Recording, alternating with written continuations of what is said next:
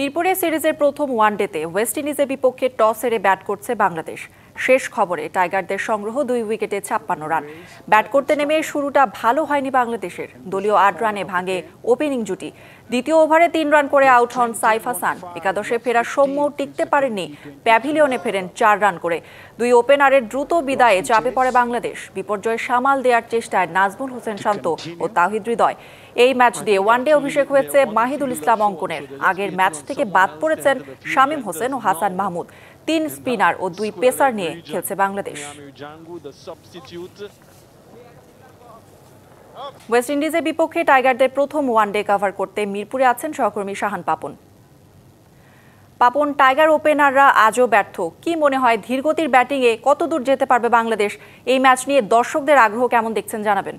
ধন্যবাদ কৌরি। প্রথমে শেষ কথাটি দিয়ে আসলে শুরু করতে চাই। দর্শক এই মুহূর্তে 1002 দর্শক মিরপুর স্টেডিয়ামে এসে খেলা উপভোগ করছেন এবং আশা করা হচ্ছে যে খেলা যত গড়াবে, অর্থাৎ সময় যত গড়াবে দর্শক তত বাড়বে। এবং দেখতেই পাচ্ছেন আমার পাশ দিয়ে আসলে দর্শকরা এখনও পর্যন্ত স্টেডিয়ামে প্রবেশ করছেন। তবে একটা কথা ঠিক যে এই ম্যাচ যেভাবে খেলছে বাংলাদেশ, এর চেয়ে যদি একটু ভালো ব্যাটিং করতে পারে তাহলে কিন্তু বিকেল নাগাদ স্টেডিয়াম পরিপূর্ণ হয়ে যাবে, সেটা আসলে বলার অপেক্ষা রাখে না। তবে যেভাবে ব্যাট করছে বাংলাদেশের ব্যাটাররা, যদি ব্যাট চালিয়ে খেলতে না পারেন তাহলে আসলে বিষয়টা কেমন দাঁড়াতে পারবে সেটাই আসলে শঙ্কার বিষয়।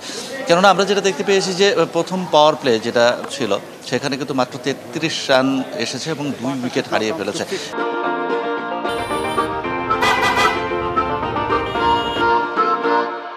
এবং যে উইকেটটা বাড়ানো হয়েছে টমি হেমিং, বিসিবির নতুন কিউরেটর, যিনি দ্বিতীয় মেয়াদে দায়িত্ব নিয়েছেন এবং হোম অফ ক্রিকেটের দায়িত্বে আছেন, তিনি যে উইকেটটা বানিয়েছেন একদম কালো, সেখানে আসলে আমরা যেটা দেখতে পেলাম প্রচুর টার্ন হচ্ছে, অর্থাৎ স্পিনাররা বেশ দাপট দেখাচ্ছে। এবং সেই দাপটের ক্ষেত্রেই যেটা বলবো যে শুরুর দিকে যে ময়েশ্চার থাকে সেখান থেকে 2 পেসার 2 উইকেট নিয়েছেন। তবে এর পরবর্তীতে স্পিনাররা এখনো পর্যন্ত উইকেট পায়নি, কিন্তু নিয়ন্ত্রিত বোলিং তারা করতে পারছেন এবং সেখানে আমরা টার্ন অ্যান্ড বাউন্স কিন্তু দেখেছি।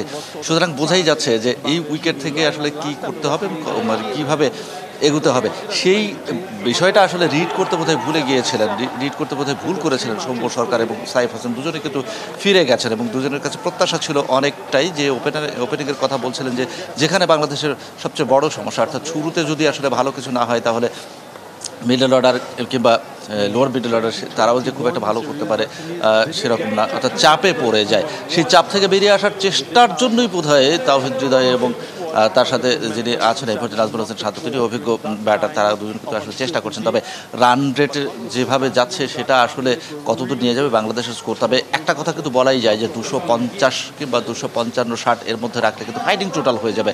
এবং এর পরবর্তীতে যখন ব্যাট করতে নামবে অর্থাৎ ওয়েস্ট ইন্ডিজ, তখন কিন্তু তাদেরকে দুটো পরিস্থিতির মুখোমুখি হতে হবে। একটা হচ্ছে শিশির আর একটা হচ্ছে ফ্লাড লাইট। এবং আমরা মাঠের যে পরিস্থিতি যেটা দেখতে পেলাম, আউটফিল্ড অনেকটাই ভারী এবং তার সাথে যদি শিশির মিশে যায় তাহলে কিন্তু আরও একটু প্রবলেম হবে। তবে প্রবলেম কিন্তু আসলে বোলারদের ক্ষেত্রেও হয়, কেননা শিশির যদি অতিরিক্ত মাত্রায় পড়ে তাহলে কিন্তু বল গ্রিপ করতে সমস্যা হয়। এখন দেখার বিষয় বাংলাদেশ কত টার্গেট সেট করতে পারে এবং সেই টার্গেট মিট করতে গিয়ে কতটা টাফ টাইমে পড়তে হয় ওয়েস্ট ইন্ডিজকে। অবশ্যই প্রত্যাশার জয়, দেখার বিষয় যে শেষ পর্যন্ত কোথায় গিয়ে গড়ায়। কৌরি। পাপন, ধন্যবাদ আপনাকে।